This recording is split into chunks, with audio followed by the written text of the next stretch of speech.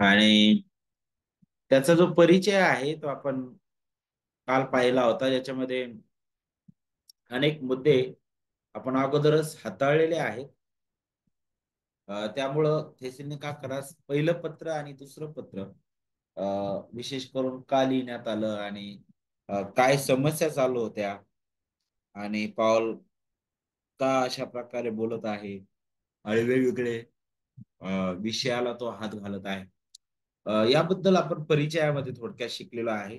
पण आज आपण आणखी आणखी आपण अध्यायामधून जाऊन त्याच गोष्टी ज्या आहेत आणखी बारकाईने समजून घेण्याचा प्रयत्न करू, पण बारकाईने पण थोडक्यात.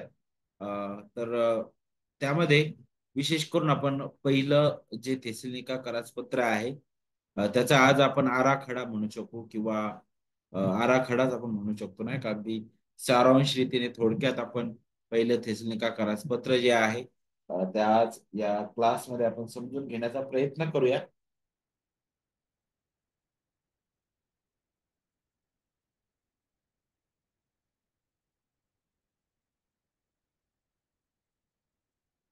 तर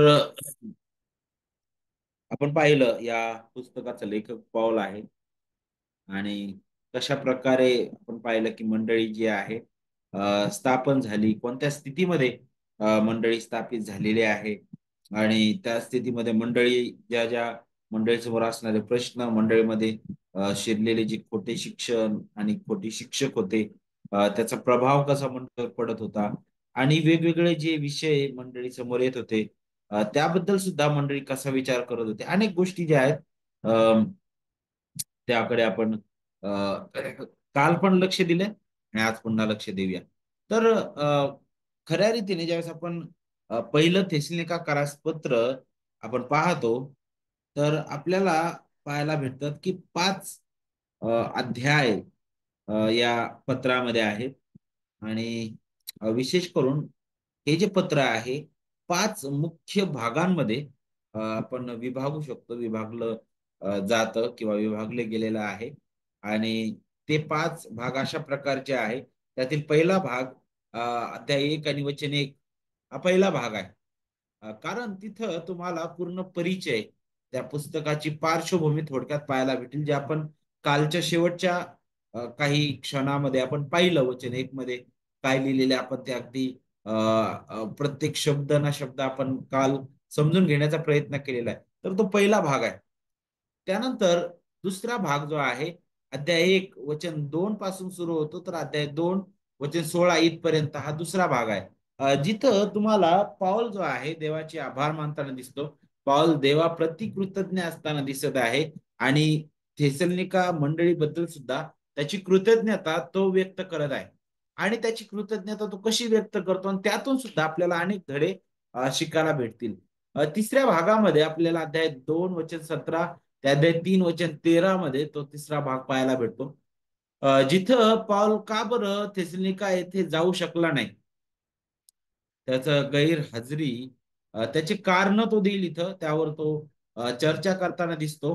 कारण खोटे जे संदेश ते होते, आपण कालच पाहिलं होतं की ते पौलावर काय करत होते, ते आरोप लावत होते आणि त्यातील एक आरोप हा होता की पौल जो आहे छळाला घाबरून पळालेला आहे आणि पौल तुमच्याबद्दल काळजी करत नाही, तो तुमच्याकडे त्याला त्याची यायची इच्छा नाहीये. अशा प्रकारे ते लोक मंडळी परत समोर बोलत होते आणि हा मुद्दा पौल अध्याय 2 वचन 17 ते अध्याय 3 वचन 13 मध्ये हाताळतो. चौथा जो भाग आहे तो अध्याय 4 वचन 1 ते अध्याय 5 वचन 22 हा आहे आणि यामध्ये आपल्याला पाहायला भेटतं की मंडळीसाठी पौल जो आहे आता काही आणखी सूचना देताना दिसतो आणि मग शेवटचा भाग अध्याय पाचवा भाग जो आहे तो अध्याय 5 वचन 23 ते 28 इथं आपल्याला त्याचे समारोपाचे बोलणे पाहायला भेटतात. तर पहिला जो भाग आहे ज्यावर आपण अगोदरच मनन केलेलं आहे, जे आपण कालच बघितलेलं होतं, जिथं पॉल जो आहे सुरुवात करतानाच म्हणतो की देवपित्याच्या ठाई व प्रभू येशू ख्रिस्ताच्या ठाई असलेली थेसलोनिकाकरांची मंडळी हिला पॉल, सिल्वान व तिमोथी यांच्याकडून. तर अगदी स्पष्ट आहे या पत्राचा लेखक कोण आहे, तो आपल्याला वचन अध्याय 1 वचन 1 मध्येच पाहायला भेटतं. त्यासोबत पॉल त्याच्यासोबत असणाऱ्या सहकर्मी जे होते त्यांचा पण उल्लेख इथं करत आहे, सिला आणि तिमोथी.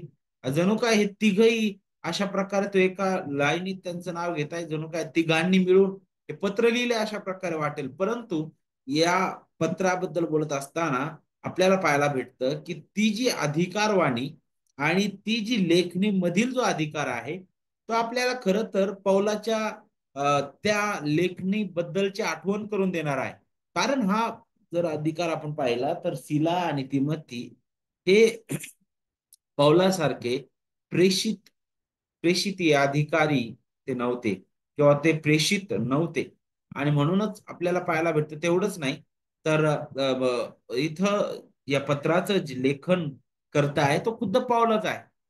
नक्की त्याच्यासोबत सिला होता, तिमोथी होते, परंतु मुख्य पत्रकर्ता पौल आहे. त्याच्याबद्दल आपल्याला शिकायला भेटतं. थेसलोनिका येथील मंडळीसाठी ते लिहिण्यात आलेलं आहे, त्यावर आपण अगोदरच विचार केलेला आहे. आणि मग पॉल ज्यावेळेस सिला आणि तिमोथी यांचा उल्लेख करतो, अ, नाही का, सहकर्मी म्हणून, तो म्हणतो की पॉल, सिल्वान व तिमोथी यांच्याकडून. तर खऱ्या अर्थाने यातून आपल्याला एक वस्तुस्थिती जी आहे खरी, ती सुद्धा आपल्याला समजून येते की खऱ्या रीतीने मानवी दृष्टिकोनातून सुद्धा हे पत्र जे आहे ते लिहिलेलं आहे. आणि जी जी समस्या मंडळीमध्ये होत्या चालू, त्या हाताळल्या जात आहेत. आता ज्यावेळेस आपण पाहतो की सुरुवातीचा भाग असा आहे आणि शेवटचा भाग, अ, हा जो पहिला भाग आहे विशेष करून याच्यामध्ये आपल्याला अभिवादन पाहायला भेटतं आणि समारोप. तर सुरुवातीच्या भागामध्ये आपण अभिवादन जे आहे जे आताच पाहिलेलं आहे. आता शेवटचा भाग ज्यावेळेस आपण पाहतो अध्याय 5वा, जिथं तो समारोप करताना दिसत आहे, तिथं तुम्हाला शेवटची काही जी वचनं आहेत जर तुम्ही पाहिली तर तिथं तुम्हाला शिकायला भेटल, जिथं पॉल सूचना देतो आणि विशेष करून तो प्रार्थना करण्यासाठी सांगतो, तो सलाम सांगतो. आणि वचन 27-28 मध्ये पहा, मी तुम्हाला प्रभूच्या नावाने निक्षून सांगतो की हे पत्र सर्व पवित्र बंधूंना वाचून दाखवण्यात यावे. आपला प्रभू येशू ख्रिस्त याची कृपा तुमच्या बरोबर असो. तर हा जो शेवटचा भाग आहे तो देखील अगदी सोपा, अगदी सरळ असा आपल्याला पाहायला भेटत आहे. आणि जिथं प्रार्थनेची विनंती आणि आपल्याला अंतिम ज्या शुभेच्छा आहेत त्याबद्दल आपल्याला तिथे शिकायला भेटल. आता हा झाला बाहेरील भाग, म्हणजे काय, अभिवादन आणि समारोप. पण त्या दोघांच्या मध्ये जो भाग आहे तो मुख्य भाग झाला, नाही का. आणि हे जे मुख्य भाग आहेत त्याकडे आपण लक्ष देत असताना त्यातीलच दुसरा जो भाग आहे विशेष करून, जिथं आपल्याला पॉल जो आहे त्याची कृतज्ञता व्यक्त करताना दिसत आहे. आणि ती कृतज्ञता, तो जो धन्यवादित आहे देवाबद्दल, त्याने केलेल्या कार्याबद्दल आणि थेसलोनिका येथील मंडळीबद्दल, त्याची ती कृतज्ञता तो व्यक्त करत असताना विशेष करून हा जो संदर्भ आहे, हा दुसऱ्या भागाचा, तो संदर्भ 3 मुख्य भागामध्ये विभागलेला आहे. आणि पहिला भाग आपल्याला अध्याय 1 वचन 2 पासून पुढे पाहायला भेटल, जिथं पॉल अशा प्रकारे सुरुवात करत आहे बघा, अध्याय 1 वचन 2 मध्ये, आम्ही आपल्या प्रार्थनांमध्ये तुमची आठवण करत सर्वदा तुम्हा सर्वांविषयी देवाची उपकार स्तुती करतो. आता पुष्कळ आणि विशेष करून आपल्याला त्या पाहायला भेटतं की जवळजवळ सर्व पत्रांमध्ये पॉल देवाचे उपकार स्तुती करताना दिसतो, प्रार्थनेच्या अगोदर मंडळीसाठी प्रार्थना करताना दिसतो. आणि तशाच प्रकारे इथं सुद्धा आपल्याला पाहायला भेटत आहे की तो देवाची उपकार स्तुती करत आहे. कुणासाठी? मंडळीबद्दल. का बरं? कारण देवाने जे कार्य त्यांच्यामध्ये केलेलं आहे आणि विशेष करून आपल्याला पाहायला भेटतं की त्या विश्वासामध्ये ते जे कार्य करत आहेत मंडळी, आणि त्यांचं जे दृढ राहणं आहे आणि विशेष करून त्यांचे जे श्रम आहेत आणि जो ख्रिस्त पुन्हा येणार आहे त्या आशेमुळं धरलेला जो धीर आहे, वचन 3 त्याचीच आपल्याला आठवण करून देतं की आपल्या देवपित्यासमोर तुमचे विश्वासाने केलेले काम, प्रीतीने केलेले श्रम व आपल्या प्रभू येशू ख्रिस्तावरच्या आशेने धरलेला धीर यांचे आम्ही निरंतर स्मरण करतो. तर अगदी स्पष्ट आहे का बरं पॉल देवाचे आभार मानत आहे. आपल्याला माहित आहे की ती मंडळी अशा परिस्थितीमध्ये स्थापित झालेली आहे जिथं छळ आहे.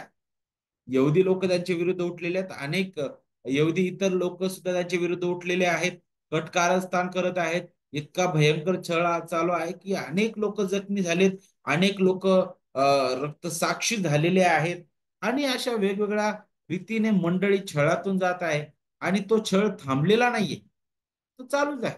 पण या छळामध्ये सुद्धा ते ख्रिस्तावरील विश्वासामध्ये ते डगमगलेले नाहीत, कारण हा विश्वास जो आहे तो विश्वास देवाच्या कृपेने त्यांना मिळालेला आहे, देवाच्या आत्म्याने त्यांच्या हृदयात निर्माण केलेला आहे, ख्रिस्ताच्या सुवार्तेच्या प्रसाराद्वारे तो विश्वास त्यांच्या अंतःकरणामध्ये उत्पन्न झालेला आहे.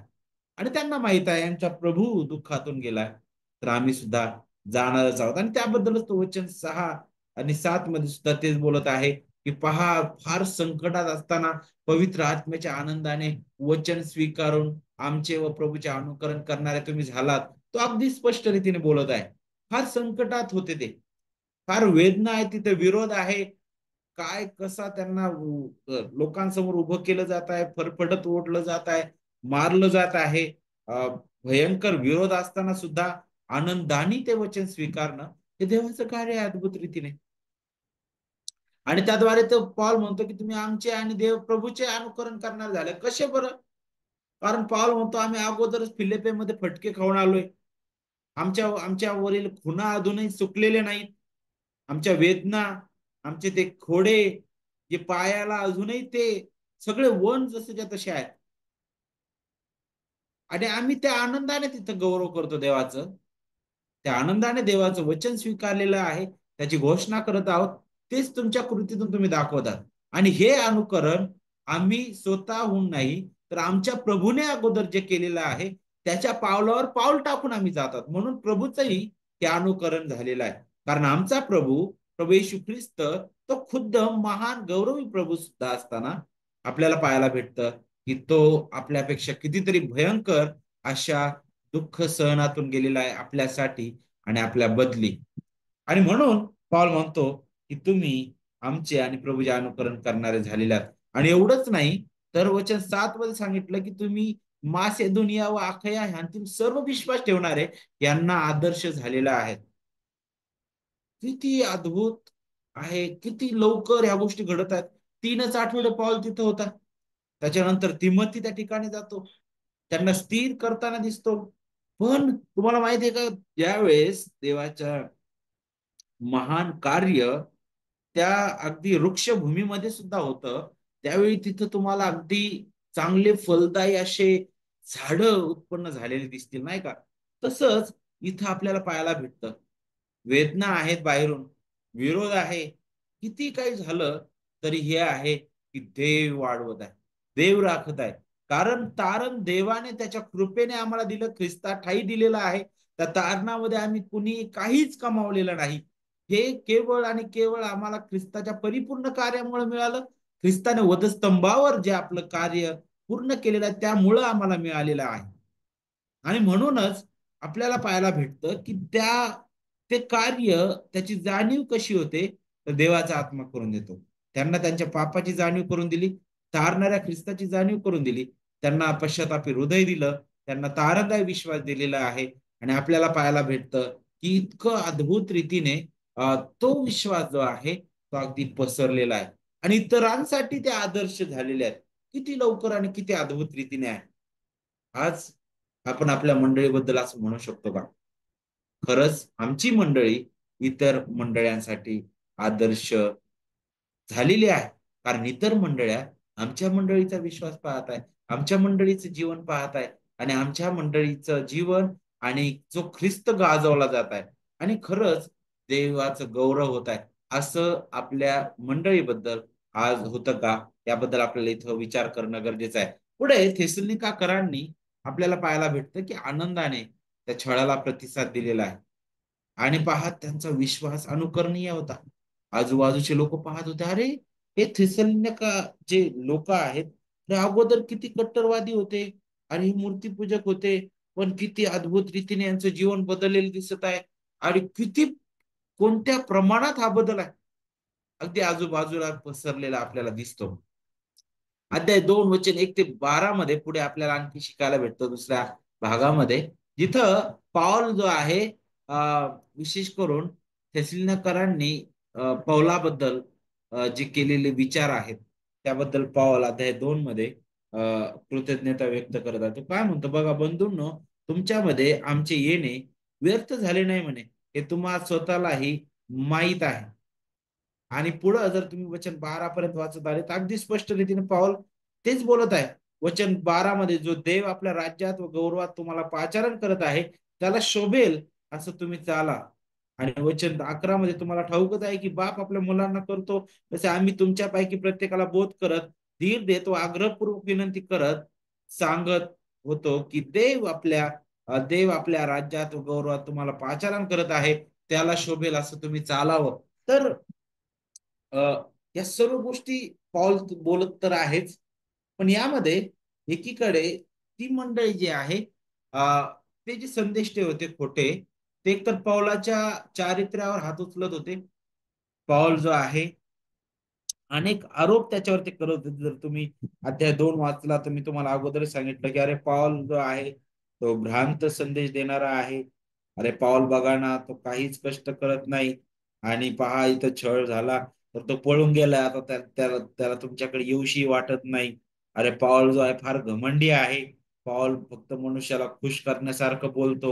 अरे पौल जो आहे तो फक्त आर्जवाचं भाषण करणारा आहे. तो कपटाने भरलेला आहे, नाही का? आणि पाऊल जो आहे तो काय करतो की स्वतःचा अधिकार नुसता गाजवत राहतो तुमच्या समोर. पाऊल जो आहे तो तुमच्या विरुद्ध किंवा बॉसगिरी करणारा आहे. तर असे अनेक आरोप पावलावर करण्यात येत होते. नक्कीच मंडळीतील अनेक लोक त्याच्यावर विश्वासही ठेवायला लागले होते, पण पण आपल्याला पाहायला भेटतं की अशी काही विश्वासणारे होते जे पावलाबद्दल फारच काळजी करणारे होते आणि तिमोथेने पावलाला हे सुद्धा सांगितलं होतं. आणि म्हणून पाऊल त्याबद्दल देवाचे आभार मानतो. वचन 9 आणि 10 मध्ये पहा, तो काय म्हणतो, आमचे श्रम व कष्ट यांची आठवण तुम्हाला आहे, तुमच्यातील कोणाला आमचा भार होऊ नये म्हणून आम्ही रात्रंदिवस काम धंदा करून तुमच्या पुढे देवाच्या सुवार्तेची घोषणा केली म्हणे. तुम्हा विश्वास ठेवणाऱ्या आम्ही पवित्रतेने, नीतीने व निर्दोषतेने कसे वागलो म्हणे, याविषयी तुम्ही साक्षी आहात म्हणे आणि देवही आहे. तुम्ही आपल्या डोळ्यांनी या गोष्टी पाहिलेल्या आहेत. जरी ते खोटे शिक्षक असे शिकवत होते, पण तो म्हणतो की अरे तुम्ही स्वतः पाहिले आणि स्वतः देव साक्ष आहे. कारण देव पाहणारा आहे की तुमच्या मध्ये आम्ही कसं राहिलेलो आहे. आमची फक्त मुख बोलत नव्हतं, तर आमचं जीवनही तुमच्या समोर बोलणार होतं, नाही का? पॉल अगदी स्पष्ट करताना आपल्याला दिसतो. खोटे जे संदेश ठेवते ते तेच बोलत होते. पाऊल गैरफायदा घेते त्याच्या अधिकाराचा, थिस्सलुनीकेकरांचा गैरफायदा घेते म्हणे ते. आणि पाऊल तुम्हाला फसवत आहे, तो त्याच्या अधिकाराचा दुरुपयोग करत आहे, अशा प्रकारे बोलत होते, त्याचं नाव बदनाम करत होते. पाऊल म्हणतो नाही, आम्ही असं केलेलंच नाही कधीच. स्वतः तुम्ही सुद्धा पाहिलंय आमचं वागणं, आमचं बोलणं कसं होतं. आणि तो म्हणतो की आम्ही तुमच्याकडे एका दाईसारखं आलो म्हणे, एका त्या बापासारखं आम्ही होतो तुमच्या समोर, नाही का? तुमची काळजी आम्ही घेणारे होतो, नाही का? तर आम्ही कशाला तुम्हाला अशा प्रकारे करणार आहे? आणि पॉल त्यांचे जे हे आरोप होते तो काय करत आहे, खारिज करत आहे. म्हणजे अं, त्याची इच्छा होती की विश्वासणाऱ्या नात्याने आपण अशा या खोट्या शिकवणीच्या अधीन होऊ नये. कारण अनेक विश्वासणारे जे होते त्या खोट्या अफवांवर विश्वास ठेवायला लागले होते, नाही का? आणि म्हणून पॉल म्हणत आहे की तुम्ही स्वतःच्या डोळ्यांनी पाहिलेला आहे. आणि म्हणून तो म्हणतो की काय आता विचार करायचा, तुम्ही तुमचं पहा, नाही का? तुमच्यामध्ये मी होतो, तुम्ही मला पाहिलेलं आहे, आमचं जीवन तुम्ही पाहिलेलं आहे, देव साक्ष आहे. आणि म्हणून ते पाहून पॉल आनंदी होतो आणि पॉल देवाचे आभार मानतो, नाही का?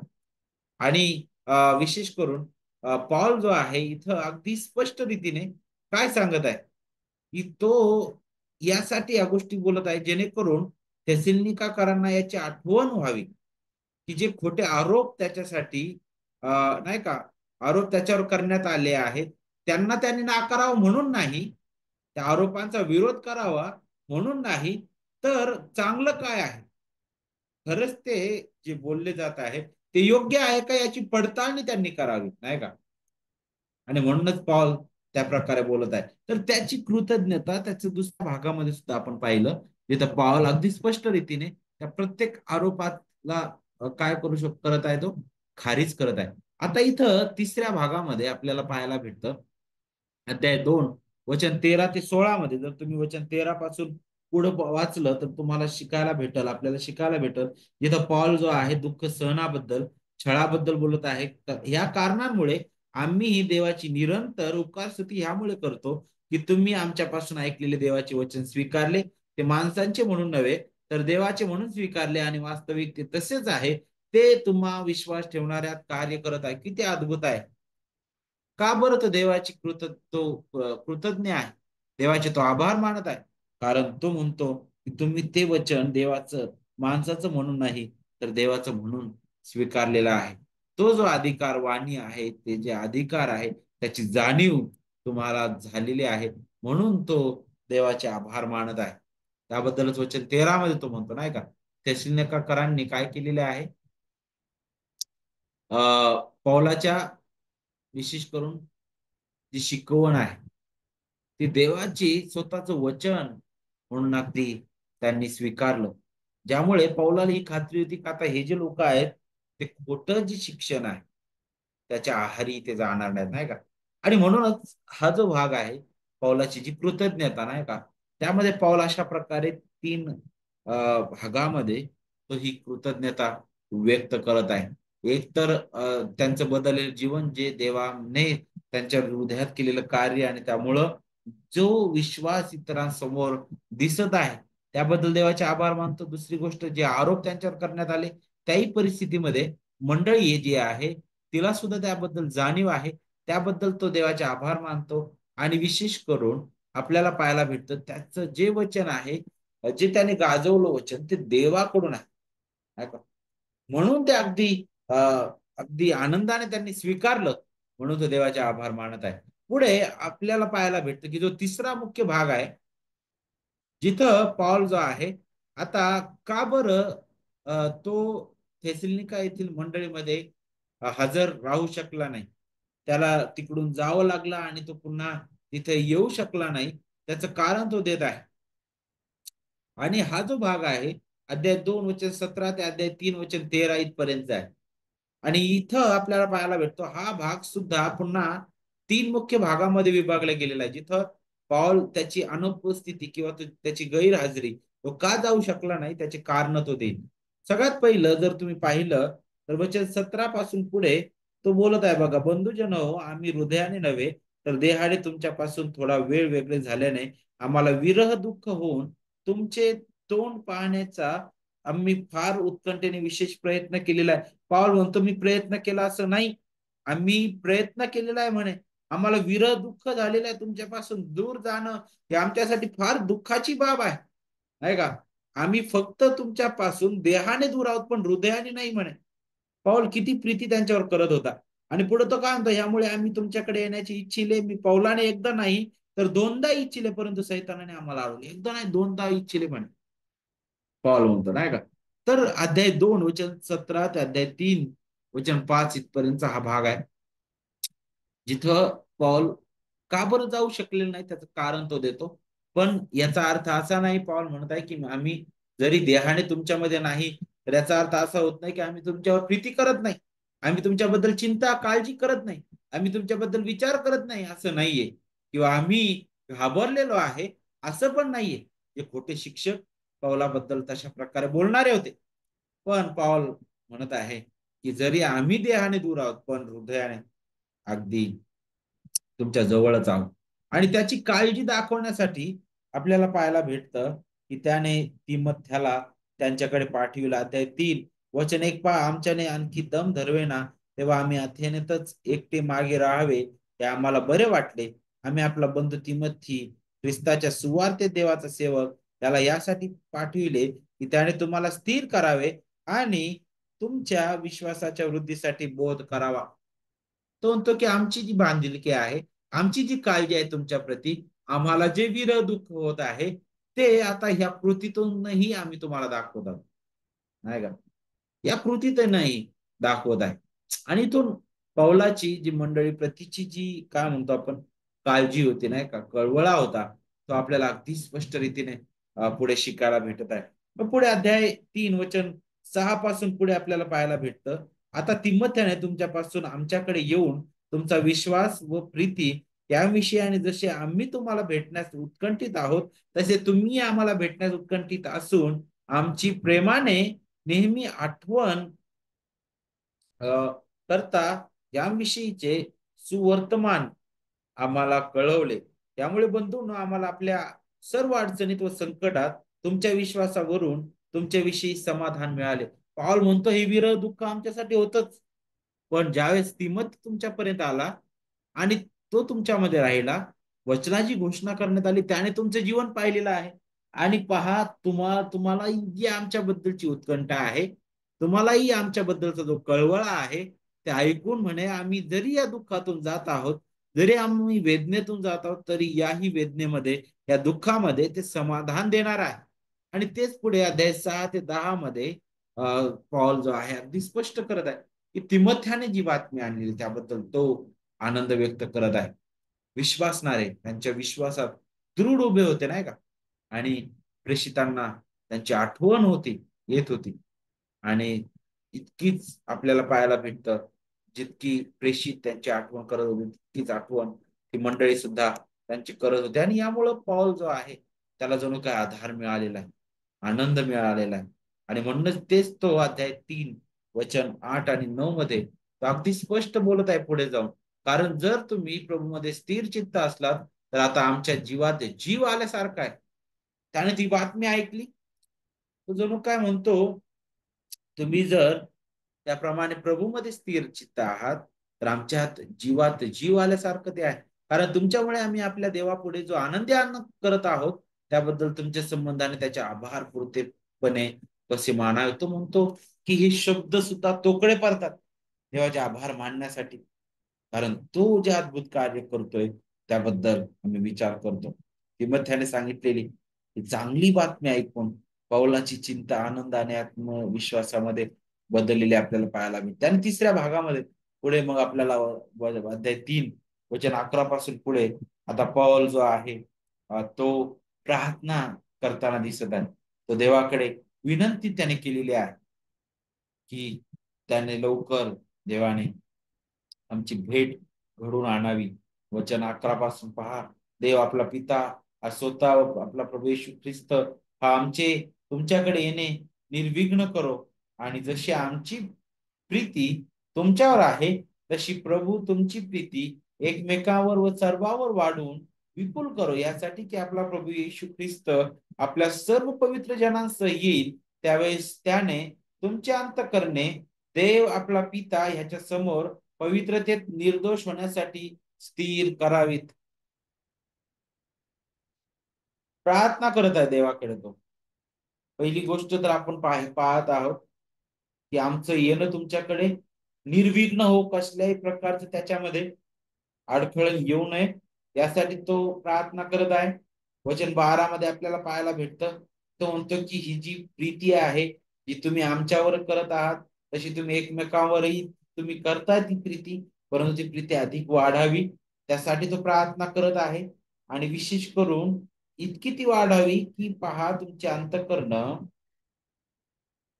ज्यावेळेस आपला प्रभू पवित्र जनांसह येणार आहे त्यावेळी देव आपला पिता ह्याच्या समोर पवित्रतेत निर्दोष होण्यासाठी स्थिर राखली जाव. किती अद्भुत आहे. तर अशा प्रकारे हा जो तिसरा भाग आहे नाही का, जिथं पौल त्याच्या न येण्याचं कारण देतो, अनुपस्थितीचं कारण देतो आणि अनेक गोष्टी त्यातून तो स्पष्ट करतो, त्याची काळजी तो व्यक्त करतो. आणि त्यानंतर आपल्याला पाहायला भेटतं की या पत्राचा जो चौथा भाग आहे तो आपल्याला अध्याय 4 वचन 1 त्या अध्याय 5 वचन 22 मध्ये 22 पर्यंत आपल्याला तो भाग पाहायला भेटतो, जिथं आपल्याला काही गोष्टी शिकायला भेटतात. विशेष करून अध्याय 4 जो आहे जिथं आपल्याला ख्रिस्ताच्या दुसऱ्या आगमनाबद्दल सुद्धा पौलाने विषय हाताळलेला आपल्याला दिसतो. त्याचं कारण काय होतं, कारण थेसलोनिका करामध्ये आपल्याला पाहायला भेटतं एकतर त्या छळामुळे म्हणा किंवा वृद्धापकाळामुळे म्हणा कारण वेगवेगळे असतील, परंतु अनेक विश्वासणारे मरण पावत होते, अनेक विश्वासणारे प्रभूमध्ये विसावलेले होते. आणि ते जे विसावलेले विश्वासणारे होते त्याबद्दल मंडळी जी आहे ती एकतर गोंधळात होती की नेमकं काय होणार आहे भविष्यात. कारण खोटे शिक्षक जे होते ते फार चुकीच्या पद्धतीने शिकवत होते. त्यामध्ये ख्रिस्ताच्या दुसऱ्या आगमनाबद्दल सुद्धा चुकीचे बोल शब्द किंवा चुकीचं शिकवण ते द्यायचे. आणि विशेष करून ख्रिस्ताचं येणं लवकर होणार आहे यामुळं ही मंडळी विचलित झालेली होती. आणि विशेष करून त्यांनी काय केलं की त्यांचं जे जगातील जीवन आहे त्याच्यामध्ये त्यांना जणू काय रसच राहिला नाही, आनंदच राहिला नाही. अरे आता आम्ही कामच करणार नाही, अरे आता आम्ही कुटुंबाकडे लक्षच देणार नाही, आता आम्हाला लेकरांची काळजी घ्यायची नाही, आम्हाला कोणावर प्रीती करायची गरज नाही, आम्हाला आता काहीच करायचं नाही कारण ख्रिस्त आता लगेच येत आहे. खोटे शिक्षक म्हणत होते की अरे लगेच येते, सगळं सोडून द्या आणि फक्त तेच करा, नाही का. आणि म्हणून पॉल जो आहे त्यांना अनेक सूचना या भागामध्ये देतो. त्याच्या मागचा उद्देश हा होता की ज्यामुळं ती मंडळी गोंधळात गेलेली आहे ती गोंधळ जो आहे तो दूर व्हावा. पॉल त्यांना असं म्हणत नाही की ख्रिस्ताचं दुसरं येणं जे आहे त्याकडे आपण पाहू नये, त्याबद्दल आपण विचार करू नये, तसं त्याचं म्हणणं नाहीये. परंतु ते ज्या प्रकारे त्याकडे पाहत होते ते चुकीचं होतं. आणि म्हणून पॉल इथं काय म्हणत आहे थेसलोनिका येथील मंडळीला, ख्रिस्ताचं जे दुसरं येणं आहे ते आपल्यासाठी महान आशा आहे आणि ते आपण कधीच सोडू शकत नाही, आहे का. आणि याची जाणीव आपण नेहमी ठेवणं गरजेचं आहे. पण त्यासोबत आपल्याला हेच समजून घेणं गरजेचं आहे की ख्रिस्त कोणाच्या सांगण्यामुळं येणार नाहीये. मी जर म्हटलं तर उद्या येणार नाही होणार, कारण तो दिवस आणि ती घटका ख्रिस्त म्हणतो की पित्याशिवाय कोणालाही माहित नाही, कोणालाही माहित नाही. पण एवढं मात्र आहे की तो लवकर येणार. आणि म्हणून आपण जर पाहतो त्याच्या दुसऱ्या आगमनाकडे, तर उलट आपण जे त्याने कामगिरी आपल्याला सोपवलेली आहे ती कामगिरी आपण किती प्रखरतेने पूर्ण करायला पाहिजे. कुटुंबामध्ये, मंडळीमध्ये, समाजामध्ये मी अधिक किती जबाबदारीने वागायला पाहिजे. माझ्या वागण्यावर त्याचा परिणाम नको व्हायला. उलट मी अगदी धीराने राहायला पाहिजे. पेत्र तशाच प्रकारे बोलतो ना की तुम्ही त्या ख्रिस्ताचा तो दिवस येण्याची वाट पाहत आहात, नाही का. आणि तो लवकर येणार आहे म्हणे. आणि म्हणून तुम्ही तुमचं वर्तन कसं असावं, भिडस्तपणाचं तुम्ही कसं राहायला पाहिजे. पेत्र तुमच्या राहण्याबद्दल बोलतो, नाही का. तशाच प्रकारे पॉल बोलत आहे ख्रिस्ताचं आगमन जे आहे ते आपल्याला आळशी बनवण्यासाठी नाहीये. ते आपल्याला ख्रिस्ताच्या आगमनाकडे पाहणं, दुसऱ्या आगमनाकडे, ते तुम्हाला नाही का काय म्हणू शकतो निराश करणारं, अस्थिर गोंधळात टाकणारं नाहीये, तर उलट आपल्याला जबाबदार ठरवणार आहे. म्हणूनच मत्तई शुभवर्तमानामध्ये ज्यावेळेस ख्रिस्त त्याच्या दुसऱ्या आगमनाबद्दल आणि जगाच्या समाप्तीबद्दल बोलतो त्यावेळेस वारंवार ही गोष्ट आपल्याला पाहायला भेटते, म्हणजे काय की जागृत राहणं, तयार राहणं, आहे का, तयार राहणं, जागृत राहणं. आणि तेच आपल्याला या सर्व कृतीतून दिसणं गरजेचं आहे. आणि तेच पॉल जो आहे आता या भागामध्ये, चौथ्या भागामध्ये हाताळणार आहे. सगळ्यात अगोदर तो ज्यावेळेस सुरुवात करतो अध्याय 4 ची, तर तो अशा प्रकारे सुरुवात करत आहे बघा.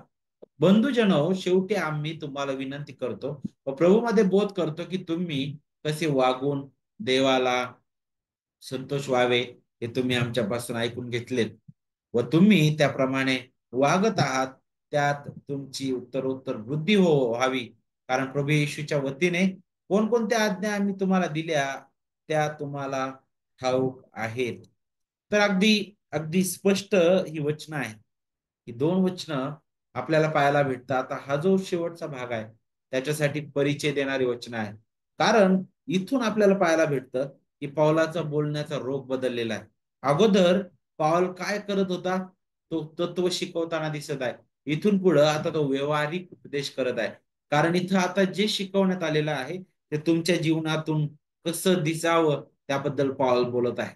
एकीकडे तत्व, तर त्या तत्वाला धरून असणारं जीवन कसं आहे त्याबद्दल पाऊल आपल्याला आठवण करून देत आहे. म्हणूनच तो म्हणतो की देवाला संतोष व्हावं असं तुम्ही जीवन जगावं, नाही का. त्याबद्दल तुम्ही वागत आहात, तिथं वागण्याबद्दल आहे. ख्रिस्ती चाल आपण म्हणू शकतो, ख्रिस्ती जीवन, ख्रिस्ती जगणं त्याबद्दल आपल्याला पाहायला भेटतं, नाही का. हे दोन वचनं त्या पुढच्या भागाला परिचय देणारे आहे.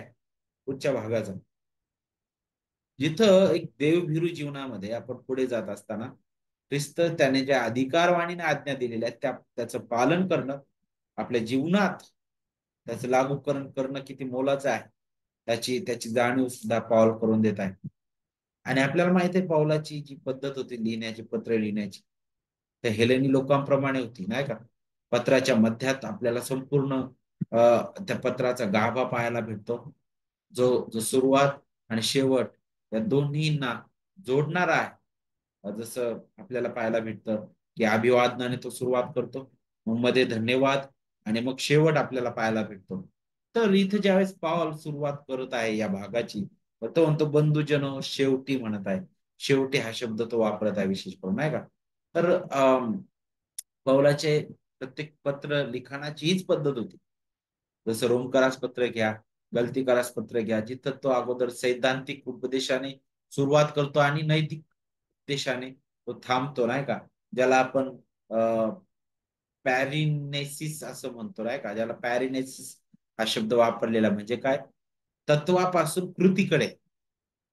तत्व आणि कृती ह्या दोन्ही गोष्टी ज्या आहेत त्या सोबत जायला पाहिजे, नाही का? नाहीतर मी वेगळं शिकवतोय आणि माझं जगणं वेगळं आहे, हा विरोधाभास फार भयंकर आहे. हा विरोधाभास जो आहे आपला आपला आपल्या विश्वसनीय जीवनावर सुद्धा प्रभाव पाडणारा ठरतो. आणि कदाचित मग हा जो विरोधाभास असेल की मला पुष्कळ ज्ञान आहे, माझ्याकडे पुष्कळ, मला सगळे तत्व माहित आहेत पूर्णपणे, मला बायबल पाठ आहे, सगळं काय आहे, परंतु जर माझं जगणं त्या शिकवणीप्रमाणे नाही, वचनाप्रमाणे नाही, तर आपल्याला पाहायला भेटतं की ते एक बौद्धिक ज्ञानाप्रमाणे आहे. कारण याकोब जो आहे तो अगदी याबद्दलच बोलत आहे. तो म्हणतो की विश्वास जो तुम्हाला मिळालेला आहे, तो विश्वास देवाच्या कृपेने तुम्हाला लाभलेला आहे, तो तारणदायी विश्वास आहे.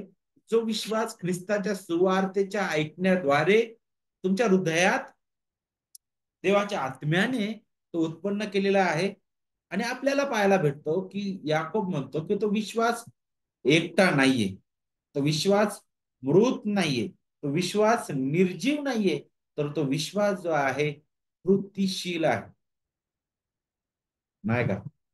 आणि म्हणूनच जे कार्य तुमच्या अंतःकरणात झालेलं आहे ते तुमच्या कृतीतून दिसून येतं. म्हणूनच तुम्हाला माहिती आहे का, इपिस्करास पत्र अध्याय 2 जर आपण पाहिला तर तिथं सुरुवात कृत्यांनी नाही होते, तिथं सुरुवात सत्कर्मांनी होत नाहीये, तर तिथं सुरुवात सत्कर्मासाठी होत आहे. जर तुम्ही पाहिलं ना तर इफिस 2 आणि वचन 1 आपल्याला सांगतं की तुम्ही आपल्या अपराध आणि पातकांमध्ये मृत होता. मृत अवस्था तिथंच आपल्याला पाहायला भेटतं, कोणत्याही प्रकारची कृती नाही, तिथं काहीच नाहीये. एकेकाळी आम्ही मेलेले होतो आणि मेलेला माणूस स्वतःहून कधीच उठू शकत नाही, तर आपल्याला देवाने जिवंत केलेलं आहे. आणि आम्हाला जिवंत केलेलं आहे, कशासाठी जिवंत केलेलं आहे? तर वचन 10 इफिस्करास पत्र अध्याय 2 आणि वचन 9 आणि 10 आपल्याला सांगतं की तुम्ही सत्कर्म करावीत म्हणून. पाहिलं, दोन्ही गोष्टी अगदी सरळ जातात. आमचं बदललेलं जीवन हे आमच्या कृतीतून दिसून येतं, आणि विशेष करून आम्ही जितकं प्रभूमध्ये वाढत जातो, आम्ही जितकं देवाच्या वचनात वाढतो, तितका प्रभाव आमच्या वागण्यावर, आमच्या बोलण्यावर, आमच्या कृतीवर व्हायला पाहिजे. म्हणून सुवार्ता आणि सुवार्ता केंद्रित जीवन जगणं या दोन्ही गोष्टी अगदी सरळ जायला पाहिजे. या दोन्ही गोष्टी एकमेकांना विरोध करता कामा नये. आणि जर असं असेल, जर विरोध होत आहे, तर तिथं मात्र आपल्या तारलेल्या जीवनावर सुद्धा प्रश्न निर्माण होऊ शकतो. कारण बौद्धिक ज्ञान संपादन करू शकतो आपण, परंतु खरा तारलेला व्यक्ती, ज्याला तारणदायी विश्वास लाभलेला आहे, त्याच्या जीवनावर त्याचा प्रभाव दिसल्याशिवाय राहणार नाही. म्हणूनच तुम्हाला वारंवार पाहायला भेटत, पाऊल म्हणतो की तुम्ही आमची अनुकरण करणारे व्हा. सगळ्यात अगोदर ख्रिस्ताने आपल्यासमोर कित्ता ठेवलेला आहे, ख्रिस्ताचं अनुकरण करणारा आपल्याला व्हायचं आहे. ख्रिस्ताच्या पावलावर पाऊल टाकून आपल्याला आपलं जीवन जगायचं आहे, नाही का? आणि तेच आपल्याला पाहायला भेटतं. सिद्धांत आणि कृती या दोन्ही गोष्टी ख्रिस्ती विश्वासणाऱ्यांसाठी महत्वाच्या आहेत. आणि पाऊल आता इथून पुढे त्या कृतीबद्दल सांगणार आहे. सिद्धांताने तो सुरुवात करत आहे आणि आता पहा त्याप्रमाणे आपल्याला कृती करणं गरजेचं आहे. सुरुवातीच्या अध्यायामध्ये अध्याय 1 पासून अध्याय 3 पर्यंत आपल्याला पाहायला भेटतं की पाऊल दीर्घ उपकार स्तुती करत आहे. आता ते केल्यानंतर लगेच तो बोधाकडे वळतो, जो आपल्याला बोध अध्याय 4 आणि 5 मध्ये पाहायला भेटतं. इथं पाऊल म्हणत आहे, शेवटी आम्ही तुम्हाला विनंती करतो. शेवटी विनंती करतो, नाही का? तर इथं सगळ्यात अगोदर जो बोध पाऊल करत आहे, त्या बोधामागचा अधिकार काय आहे, कोणत्या अधिकाराने तो करत आहे? तर तो म्हणत आहे की हा बोध मी ख्रिस्त येशू मध्ये, प्रभू येशू मध्ये करत आहे. प्रभू येशूच्या वतीने. इथं आपल्याला अधिकार पाहायला भेटतो पाऊलाच्या बोलण्यामागचा. अधिकार कुणापासून आलेला आहे? त्या दिमिश्काच्या वाटेवर ज्या गौरवी ख्रिस्ताने माझ्या ताबा घेतला, मला कह्यात घेतलं आणि मला हा प्रेषित पद त्याने दिलेला आहे, जो मी अकाली जन्मलेला. हे माझे बोल त्या गौरवी महान प्रभू येशू ख्रिस्तापासून आहे. तो म्हणतो मी जे बोलत आहे त्याच्यापासून आहे. तो सुरुवात करत असताना बंधुजन अशी सुरुवात करत आहे प्रभूमध्ये. पण एक कुटुंब आहोत त्याची जाणीव आहे. कौटुंबिक नातं आहे बंधुजन, नाही का? भाऊ बहीण मंडळीमध्ये. आणि त्याच प्रकारे ते कुटुंबाचं वातावरण, आहे का, जिथं आपण एकत्रित येतो देवाची लेकरं म्हणून, ख्रिस्ताची मंडळी म्हणून, तिथं कुठेही भेद आपण पाहत नाही. एकमेकांकडे भाऊ बहीण या नात्याने आपण पाहतो, एकमेकांची काळजी घेतो, एकमेकांना बोध करतो, नाही का?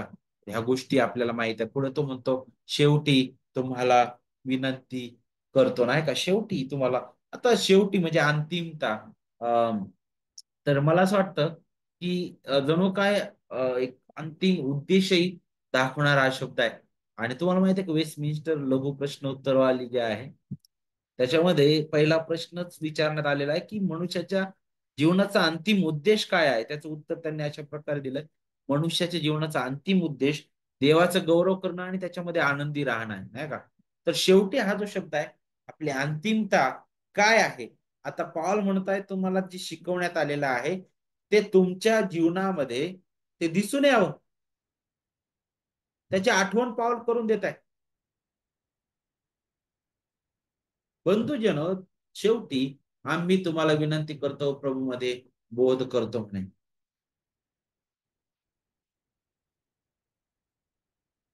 आता हे जे शब्द आहेत, शेवटी आम्ही तुम्हाला बोलत आहे, हे शब्द आपल्याला अगोदरच्या अध्यायांमध्ये पौल काय बोललेला आहे त्याची आठवण करून देणार आहे.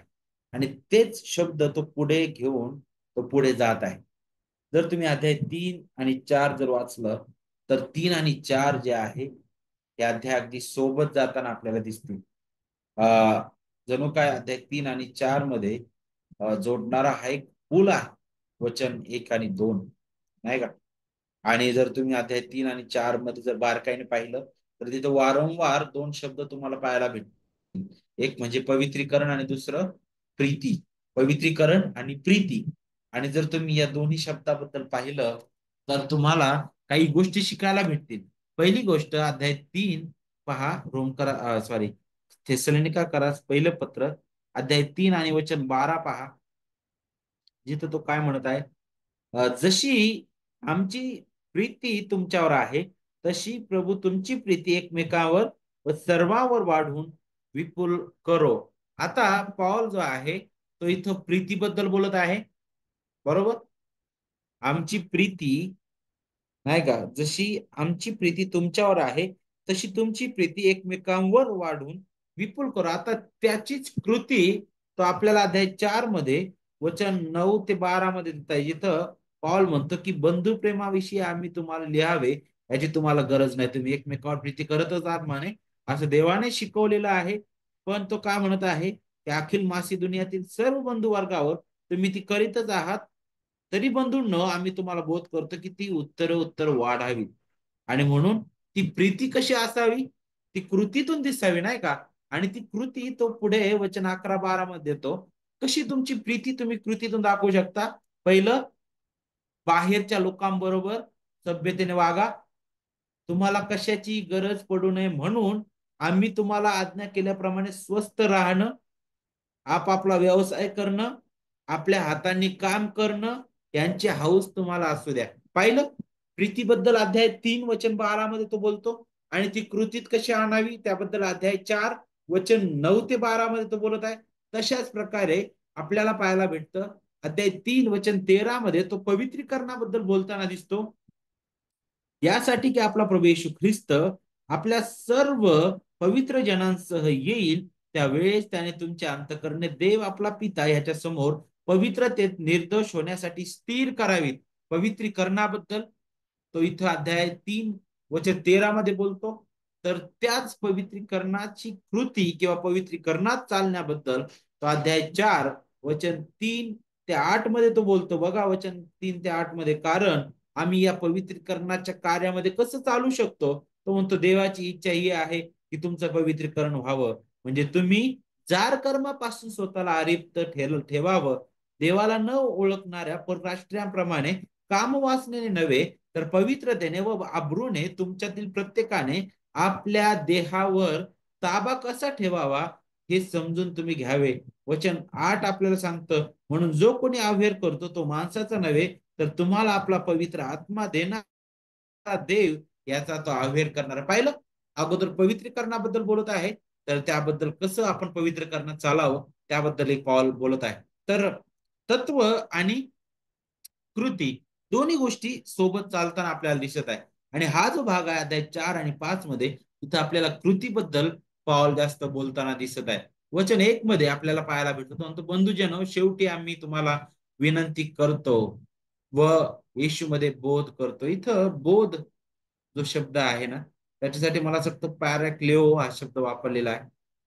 आणि ज्याचा अर्थ होतो बोध, आव्हान करणं, प्रोत्साहित करणं नाही का. आणि पुढे विनंती जो शब्द म्हणतो ना, विनंती करतो, त्याच्यासाठी जो मूळ शब्द वापरला खरं तर आज्ञा, आज्ञा दाखवणारा तो शब्द आहे. तर एक तर तो आव्हान करत आहे किंवा प्रोत्साहित करत आहे आणि आज्ञाही देत आहे. दोन्ही गोष्टी इथं आपल्याला पाहायला भेटतील.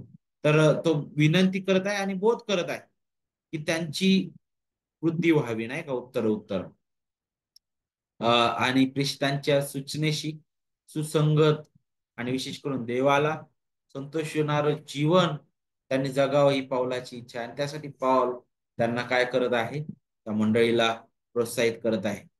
बोध आणि विनंती पॉल कोणत्या अधिकाराने करत होता, अधिकार कोणता होता, वचन 2 आपल्याला सांगतं.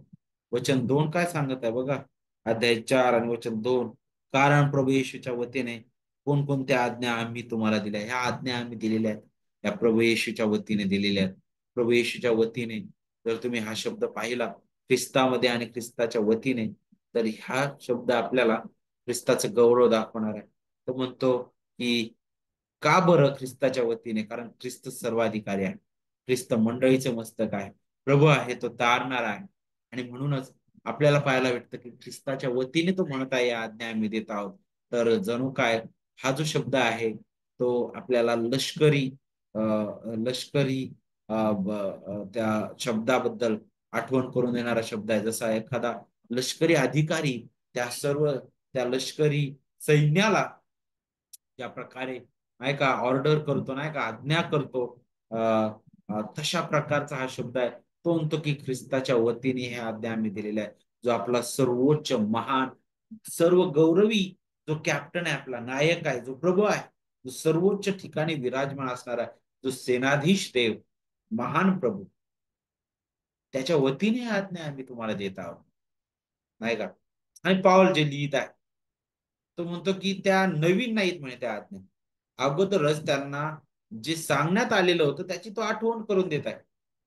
कारण थेसलोनिका येथील मंडळीला अगोदर सुरुवातीलाच त्यांनी ख्रिस्त, त्याचं परिपूर्ण कार्य, त्याचं दुसरं आगमन नाही का, आपली दयनीय अवस्था, दुःख सहन, छळ, या सर्व गोष्टी अगोदरच त्यांनी शिकवलेल्या होत्या नाही का. तो म्हणतो की पुन्हा त्याची तो आठवण करून देतो.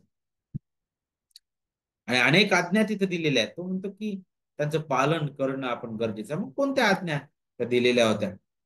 त्याचा उद्देश आणि विशेष करून आपल्याला इथं पुढे शिकायला भेटतो, की तुम्ही कसे वागून देवाला संतोष व्हावे, नाही का? तुम्ही आमच्यापासून ते ऐकून घेतलेले आहेत. तुम्ही त्याप्रमाणे वागत आहात, त्यात तुमची वृद्धी व्हावी म्हटलेलं आहे. कसं वागून तुम्ही संतोष व्हावा आहे? तुम्ही ते आमच्यापासून ऐकून घेतलं म्हणून. कसं देवाला संतोषकारक आहे? जे तुम्ही प्रेषितांपासून ऐकलेलं आहे, त्याप्रमाणे तुम्ही वागत आहात. ते प्रेषितांपासून जे आलेलं आहे, ते खुद्द ख्रिस्ताद्वारे आलेलं आहे, नाही का? आणि म्हणून तो म्हणतो, की आमच्यापासून तुम्ही ऐकलंय. त्यांचं जे प्रेषित शिक्षण आहे, त्याबद्दल तो बोलत आहे, नाही का?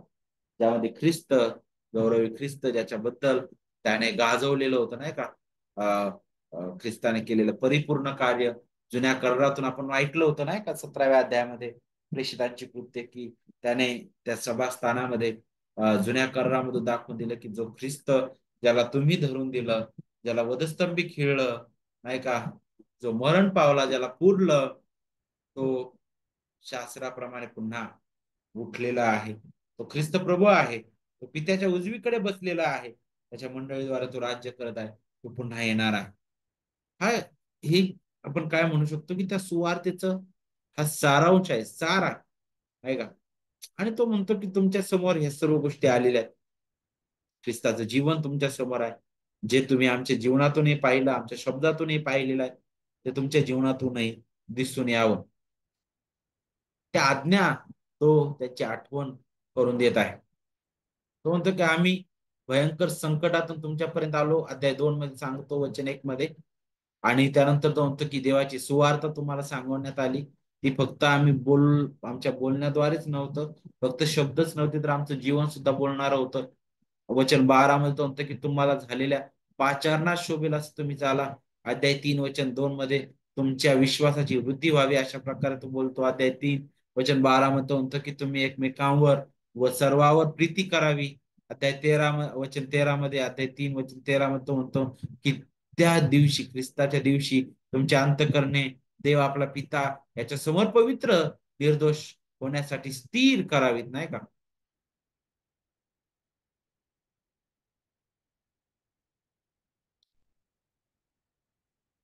अगदी स्पष्ट रीतीने तिथं तो बोलत आहे. नक्कीच थेसलिका येथील मंडळी आज्ञापालन करत नव्हते असं नाही, करत होती, पण तो म्हणतो, की अधिक उत्तर उत्तर वाढावं, एकमेकावर प्रीती करावी, नाही का?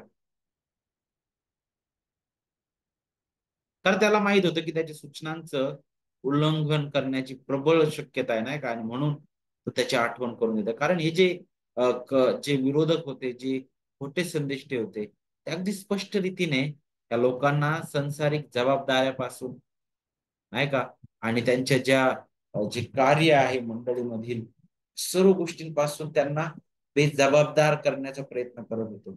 अरे आता ख्रिस्त लवकर येत आहे, सर्व गोष्टींची करण्याची गरज नाही, नाही का? अनेक प्रकारे त्या मंडळीला ते बेजबाबदार करण्याचा प्रयत्न करत होते. आपण परिचयामध्ये सुद्धा शिकलेलो आहे. पण पॉल म्हणतात, की नाही, हा ख्रिस्ताचा अधिकार आहे. जे तुम्हाला शिकवण्यात आलेला आहे त्याकडे दुर्लक्ष करू नका, नाही का? त्याप्रमाणे चाला. दुसरी गोष्ट आपल्याला पाहायला भेटते इथंच, की तो जो बोध करत आहे, अध्याय 4 वचन 3, अध्याय 5 वचन 22 मध्ये, जिथं पौलाने अनेक विशिष्ट जे क्षेत्र आहेत त्यामध्ये त्यांचा उल्लेख करून तो काय करत आहे, त्यांना याची आठवण करून देत आहे, की ख्रिस्ती विश्वासणाऱ्या नात्याने आपण पापापासून दूर राहावं, नाही का? आपण अधिक आज्ञाधारक असावं. आणि तो अशा प्रकारे पुढे बोलत आहे. आणि काही काही पापांवर त्याने आपलं लक्ष केंद्रित केलेलं आपल्याला पाहायला भेटतं, नाही का? ते थेसलोनिकेकराच्या मंडळीतील खोट्या शिकवणीतून पसरण्याची शक्यता होती, नाही का? त्यावर पॉल लक्ष केंद्रित करत आहे. म्हणूनच अध्याय 4 वचन 3 मध्ये म्हणतो, की देवाची अशी इच्छा आहे, की तुमचं पवित्रीकरण व्हावं, म्हणजे तुम्ही जार कर्मापासून स्वतःला अलिप्त ठेवावं. आता अध्याय 4 वचन 3 ते 8 मध्ये तो पवित्रीकरणाबद्दल बोलत आहे. का बरं इथं अशा प्रकारे तो बोलत आहे? लैंगिक शुद्धतेबद्दल पाऊल जो आहे इथं आता बोलायला सुरुवात करत आहे. कारण ऐतिहासिक दृष्ट्या जगाचा अंत जवळ आहे असा विश्वास ठेवणाऱ्या अनेक गटांमध्ये लैंगिक अनैतिकता दिसून आली आहे, नाही का? आपलं सुख भोगून घ्या, आपले आपली इच्छा पूर्ण करून घ्या, कारण आता उद्या तर आम्हाला माहित नाही. आता शेवट जवळ आलेला आहे. आणि ही जी विचारधारा आहे, ही विचारधारा ग्रीक संस्कृतीतून आलेली आहे. आणि त्याचंच एक उदाहरण आपल्याला तिथंच पाहायला भेटतं थेसलोनिका येथे, जिथं एक जो पंथ होता, जिथं कॅबिरस नावाच्या दैवताची भक्ती केली जायची.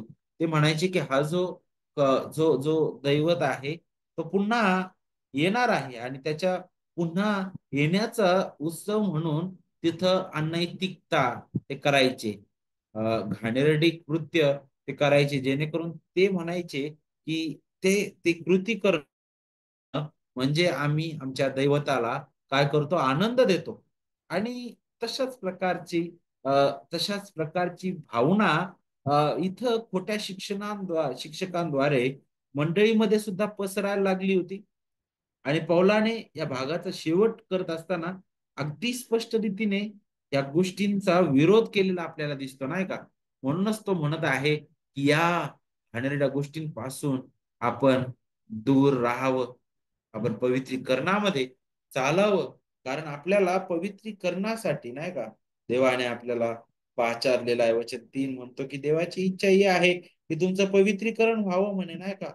आणि म्हणून त्या परराष्ट्रीयांसारखं तुम्ही होऊ नका. अध्याय 4 वचन 4-5 मध्ये पॉल तेच बोलत आहे जे आपण इथं पाहत आहोत. थेसलोनिका येथील मंडळीमध्ये त्याच गोष्टी, विशेष करून आजूबाजूला त्याच गोष्टी चालू होत्या. अनैतिकता, वासना पूर्ण करणं ह्या तिथं अगदी सहज गोष्टी होत्या. आपण पावलं म्हणतो नाही, ख्रिस्ती जीवन हे अशुद्धतेचं जीवन नाही. ख्रिस्ती जीवन जे आहे ते अपवित्रतेचं नाही, तर ते शुद्ध ते आपल्याला जगणं गरजेचं आहे. मला माझ्या वैवाहिक जीवनामध्ये ती शुद्धता राखणं गरजेचं आहे. मी जर तरुण आहे, माझा विवाह झालेला नाही, माझं तारुण्य मी कसं नाही का मी राखू शकतो, नाही का? मी माझ्या माझ्या स्वतःच्या बळावर हे कधीच नाही. आपल्याला माहित आहे मोह परीक्षा येतात. या परिस्थितीमध्ये सुद्धा देवाकडे आपण देवाच्या हाती पडतो. म्हणूनच तरुणांसाठी, तरुणींसाठी आपल्याला पाहायला भेटतं, जसं स्तोत्र 119 मध्ये सांगितलं की आम्ही पाप करू नये म्हणून तुझी वचनं आमच्या हृदयात साठवून ठेवली आहे. ही सगळ्याच गटांसाठी आहे. प्रत्येक लहान थोरांसाठी हे तितकंच मोलाचं आहे, नाही का? कारण वासना उकळून येणं हे थांबत नाही. मोह परीक्षा आपल्याला क्षणोक्षणी दिसतील, नाही का? पण त्याच्या आहारी आपण जाऊ नये. आणि पाऊल त्याचीच आठवण इथं सुद्धा करून देत आहे. मग विवाहाबद्दल सुद्धा आपल्याला इथं शुद्धतेची आठवण करून देईल पाऊल यातून. आणि आपल्या विशेष करून समाजामध्ये आपण जीवन जगत असताना सुद्धा, मंडळीमध्ये असताना सुद्धा आपण आपलं जीवन, आपलं पेहराव, आपलं वागणं, आपलं बोलणं, नाही का, अ, ह्या गोष्टीकडे आपण फार गांभीर्याने आपण विचार करतो, नाही का? तर त्याबद्दलच पॉल मंडळीला सुद्धा आठवण करून देत आहे. पुढे जाऊन अध्याय 4 वचन 9-10 मध्ये पॉल म्हणतो की बंधू प्रेमाविषयी आम्ही तुम्हाला लिहावे याची तुम्हाला गरज नाही, कारण एकमेकावर प्रीती करावी असे तुम्हाला देवाने शिकवलेले आहे. सुरुवातीलाच आपल्याला माहित आहे ख्रिस्तानेच. कारण पौलाला माहित होतं की ज्या दिवशी यांनी प्रभूवर विश्वास ठेवलेला आहे, त्याच दिवशी सगळ्यात पहिला जो गुण, पहिलं जे फळ त्याच्या कृतीतून दिसतं ते म्हणजे प्रीतीच. कारण देवाचं आत्म्याचं ते एक फळ आहे. तुम्ही एकमेकावर प्रीती करत आहात. तो ते अगदी शिकवलं, देवाच्या आत्म्याकडून शिकवलं. ख्रिस्ताने हे शिकवलेलं आहे. तुमच्या हृदयात हे ठसलं गेलेलं आहे. पण उत्तर ते वाढायला पाहिजे. तुम्ही ते करतच आहात म्हणे, पण अधिक वाढायला पाहिजे. वचन 9 आणि 10 मध्ये तो त्यांच्या बंधू प्रेमाबद्दल प्रशंसा करतो, नाही का? त्याची इच्छा ही आहे की हे प्रेम अधिक वाढावं, नाही का? त्यासाठी तो त्यांना प्रोत्साहित करत आहे. आणि त्यासाठी मग हे प्रेम वाढण्यासाठी सगळ्यात महत्वाचं काय आहे बरं? कसं हे प्रेम वाढल? कशी तुम्ही एकमेकांप्रती प्रीती दाखवाल? या अगोदरच आपण वाचलो होतो, पुन्हा आपण वाचू. कशी तुम्ही एकमेकांप्रती प्रीती दाखवणार आहे? तुम्ही प्रीती करणार आहे? एकमेकांबरोबर सभ्यतेने वागा. एकमेकांवर भार पडू देऊ नका स्वतःच. आज्ञा केल्याप्रमाणे स्वस्थ राहा. आपलं काम, आपली जबाबदारी विश्वासाने पूर्ण करा. आपले काम कष्ट करा, नाही का? त्याची हौस तुम्हाला असावी म्हटलेलं आहे अध्याय 4 वचन 11-12 मध्ये. पुढे अध्याय 4 वचन 11-12 मध्ये हे जे सांगितलेलं आहे, तिथं अगदी स्पष्ट रीती सांगितलंय की तुम्ही आपलं श्रम करणं, नाही का, रोजच्या कामात व्यस्त असणं सुद्धा गरजेचं आहे. तुमची कामं तुम्ही तुमची जबाबदारी योग्य रीतीने पूर्ण करा. कारण काही जे थेसलोनिकेकर होते किंवा थेसलोनिका येथील विश्वासणारे होते, त्यांनी काय केलं, हे जे खोटे शिक्षक त्यांना शिकवत होते की अरे ख्रिस्त लगेच येणार आहे, लगेच येणार आहे, नाही का, ते इतकं त्या कल्पनेने मोहित झाले की त्यांनी त्यांचं रोजचं काम करायचं सोडून दिलं. ते काम करायलाच नव्हते लागत. ते बेजबाबदार झाले, आळशी झाले. त्यांना काम करूशीच वाटायला तयार नव्हतं. नाही बाबा, आम्हाला काम करायचं नाही, आता काय गरज नाही.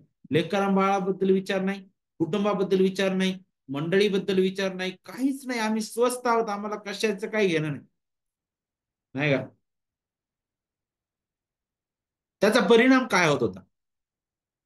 काही असे होते की ज्यामुळं काही मंडळी ते लोकांवर सुद्धा त्यांचा भार पडत होता. पण पॉल म्हणत आहे की ह्या सगळ्या गोष्टी ज्या आहेत फार भयानक आहे. असं होऊ नये, असं होऊ नये म्हणूनच आपण जपणं गरजेचं आहे. कारण ख्रिस्ताचं दुसरं आगमन ही महान आशा आपल्यासाठी आहे.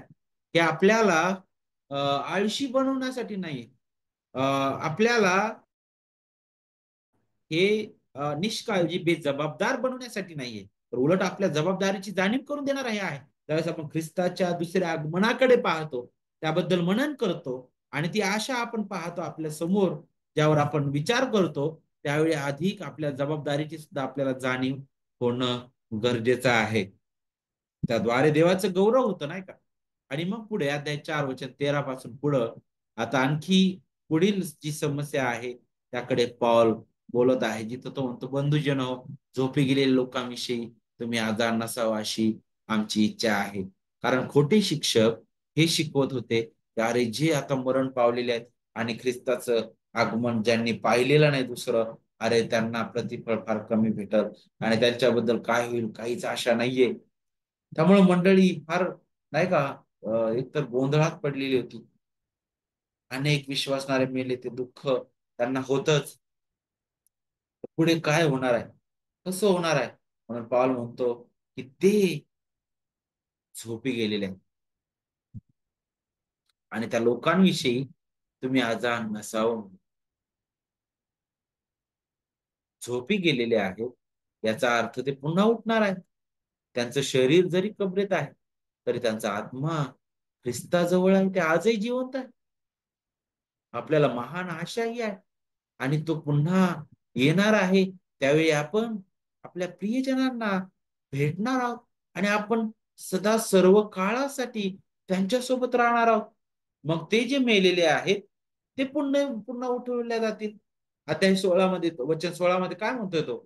कारण आज्ञाध्वनी, आद्य दिवदूताची वाणी व देवाच्या तुतारीचा नाद होत असता प्रभू स्वतः स्वर्गातून उतरेल आणि ख्रिस्तामध्ये जे मेलेले आहेत ते पुन्हा उठतील म्हणे. पॉल म्हणतो की अरे आपण निराशावादी नाहीयेत. ख्रिस्तामध्ये आपल्याला ही आशा आहे की जे ख्रिस्तामध्ये मेलेले आहेत पुन्हा उठतील म्हणे. म्हणजे काय? ख्रिस्तामध्ये जे विसावलेले आहेत, ख्रिस्तामध्ये ते उठवले जातील आणि आपण जे जिवंत उरलेले त्यांच्या बरोबर प्रभूला सामोरे होण्यासाठी मेघारूढ जाऊ, नाही का. किती अद्भुत आशा आपल्याला आहे. ख्रिस्ती जीवन हे त्या महान आशेने भरलेलं आहे. आणि म्हणून थेसलोनिका येथील मंडळी तो म्हणतो की तुम्ही दुःखी होऊ नका, खेद करू नका आपल्या प्रियजनांबद्दल. तर ते प्रभूमध्ये विसावलेले आहेत, तर आपण त्यांना नक्कीच पुन्हा भेटणार आहोत, पुन्हा आपण भेटणार आहोत आणि त्याद्वारे एकमेकांना उत्तेजन द्या म्हणे. पॉल म्हणत आहे या शब्दांनी एकमेकांचं तुम्ही सांत्वन करा. याच्या पलीकडे कोणते शब्द तुमचे सांत्वन करणार नाही. तुम्ही किती सांगितलं की मला मला हे दिसलंय आणि मला हा, नाही का, दृष्टांत झालाय आणि मी तुम्हाला हे सांगतोय, ते कितीतरी ऐकायला गोड वाटल, परंतु ते खऱ्या ख्रिस्ती हृदयाचं सांत्वन करू शकत नाही. केवळ ख्रिस्ताचं परिपूर्ण कार्य, ख्रिस्ताचा वधस्तंभ, आणि विशेष करून आपल्याला पाहायला भेटतं की ख्रिस्त जो मृत्यूवर विजयी झालेला आहे, जो स्वर्गात सर्वश्रेष्ठतेच्या स्थितीमध्ये विराजमान आहे, जो मंडळीचा प्रभू ख्रिस्त, जो पुन्हा महान वैभवाने राजांचा राजा आणि प्रभूंचा प्रभू म्हणून त्याच गौरवी शरीरामध्ये येणार आहे, ज्या शरीरामध्ये तो वधस्तंभावर खिळलेला होता, ते वन आणि त्या कुशीतील भाला भोकसलेलं, आणि ते प्रत्येक प्रत्येक वेदनेची वन आपण त्याही गौरवी शरीरामध्ये ख्रिस्तामध्ये आपण पाहू. आणि त्या वनामध्ये सुद्धा देवाचा गौरव आपण करू नेहमी. किती अद्भुत हे आहे. तो पुन्हा येणार आहे. तो पुन्हा येणार आहे. महान आशा आपल्याला मिळालेली आहे. आणि यामुळं आपल्याला पाहायला भेटतं की अध्याय 4 जो आहे इथं संपतो. आणि मग अध्याय 5 मध्ये आपण येतो, जिथं पौल जो आहे मंडळीला आणखी त्याची आठवण करून देत आहे की प्रभूचं परत येणं जे आहे, जिथं तो येईल त्यावेळेस जे आज्ञाभंग करणारे आहेत त्यांचा तो न्याय करणार आहे. पहा अध्याय 5 वचन 1 पासून पुढे. बंधूंनो, काळ व समय याविषयी तुम्हाला काही लिहिण्याची गरज नाही, कारण तुम्हाला स्वतःला पक्के माहित आहे की जसा रात्री चोर येतो तसाच प्रभूचा दिवस येतो. शांती आहे, सुरक्षितता आहे असे ते म्हणतात, तेव्हा गरोदर स्त्रीला ज्याप्रमाणे अकस्मात वेदना होतात त्याप्रमाणे त्यांचा अकस्मात नाश होतो आणि ते निभावणारच नाहीत. काय होणार आहे? हे लोक जे ख्रिस्ताची सुवार्ता नाकारणारे आहेत, जे अविश्वासणारे आहेत, जे छळ करणारे आहेत,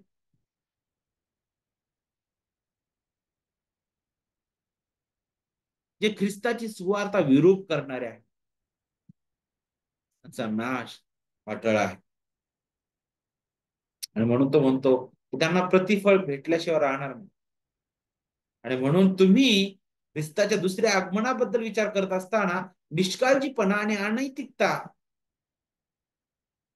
ह्या गोष्टी करून बसू नका. तर त्याद्वारे तुम्ही अधिक पवित्र जीवन जगण्यासाठी सुसज्ज व्हा. अधिक त्याच्यामध्ये तुम्ही पुढे जा. वचन 11 आणि 12 म्हणतात तुम्ही एकमेकांची सांत्वन करा व एकमेकांची उन्नती करा, असे तुम्ही करतच आहात. निरनिराळे सद्बोध आणि पत्राची समाप्ती पुढे आपण पाहतो, की तो म्हणतो, बंधूजनो, आम्ही तुम्हाला विनंती करतो, तुमच्यामध्ये जे श्रम करतात, प्रभूमध्ये तुमच्यावर असतात व तुम्हाला बोध करतात, त्यांचा तुम्ही सन्मान करा. हे पुष्कळदा अनेक ठिकाणी कठीण जात नाही का? देवाच्या सेवकाकडे पाहण्याचा दृष्टिकोन आज विविध ठिकाणी, पुष्कळ ठिकाणी फारच वेगळा आहे, फारच खालच्या दर्जाचा आहे. पुष्कळ ठिकाणी आपल्याला पाहायला भेटतो, नाही का? पण प्रभूमध्ये ते जे श्रम करतात, नाही का, त्याकडे तुम्ही आपलं लक्ष द्या.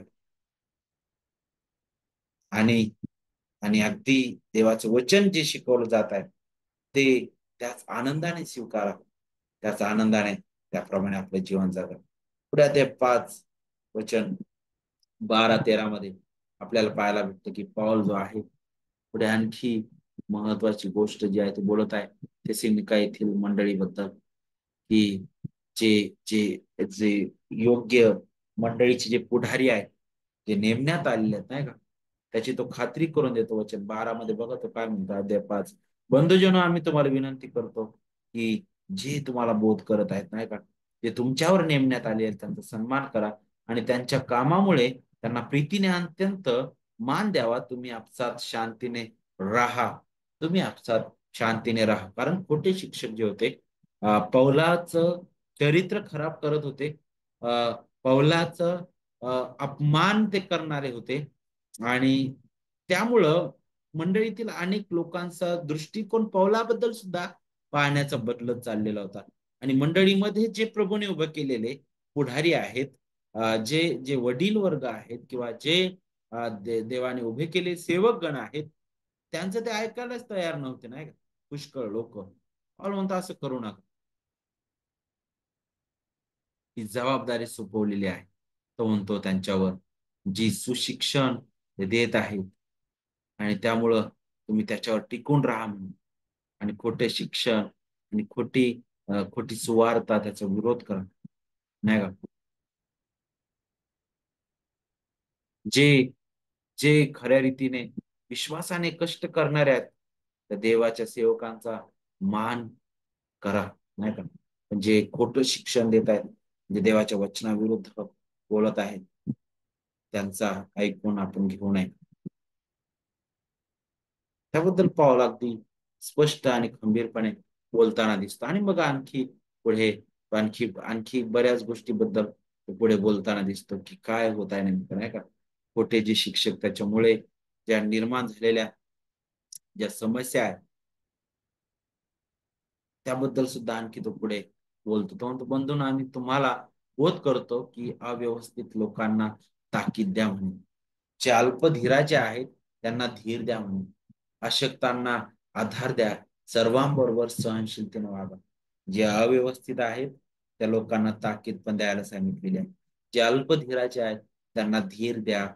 अशक्तांना आधार द्या आणि सर्वांबरोबर सहनशीलतेने वागा.